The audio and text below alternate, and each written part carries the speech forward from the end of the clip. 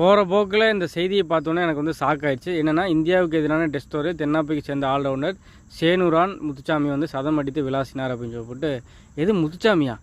முத்துசாமிங்கிற ஒரு கிரிக்கெட்டில் இருக்கிறாரு அப்படிங்கிற செய்தி வந்து புதுசாக இருக்குதே அப்படின்னு சொல்லிட்டு பார்த்தா, நம்மளோட திறமை தெரிஞ்சு தென்னாப்பிரிக்காவுக்கு போய் இங்கே இருக்கிற ஆரிய திராவிட வளர்ச்சி வருது. அதாவது இது வரைக்கும் இத்தனை வருஷம் கிரிக்கெட்டில் நாங்கள் வந்து கிரிக்கெட் பார்த்து சம்பாதிச்சு கொடுக்குறது, அந்த இதை என்னென்னமோ கிரிக்கெட்டை நேரம் பார்த்து அதில் ஒரு டிக்கெட் வாங்கி இங்கே ஃபோனில் பார்த்து டிவியில் பார்த்து பத்தாவதுக்கு அந்த என்னமோ பெட்டிங் ஆப்பெல்லாம் கட்டி கிரிக்கெட்டை வளர்த்தி விட்டு ஐசிசி உலக அளவில் இவ்வளோ பணக்கார கம்பெனியாக மாற்றிருந்தாங்க.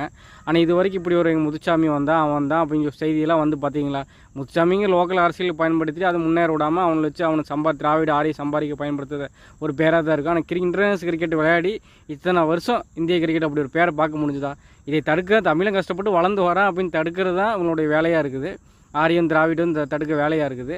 ஆனால் இதெல்லாம் தாண்டி ஒரு திறமை இருக்குது, தமிழ்நாட்டு திறமைக்குன்னு சொல்லிட்டு ஒரு நாடு கொடுத்து அதை சாதிச்சு காட்டிக்குது அப்படின்னா உண்மையாலுமே அது பெரிய சாக்கு. ரொம்ப ஒரு ஆச்சரியம். வாழ்த்துக்கள் சேனுரான் முத்துசாமி அவர்களுக்கு.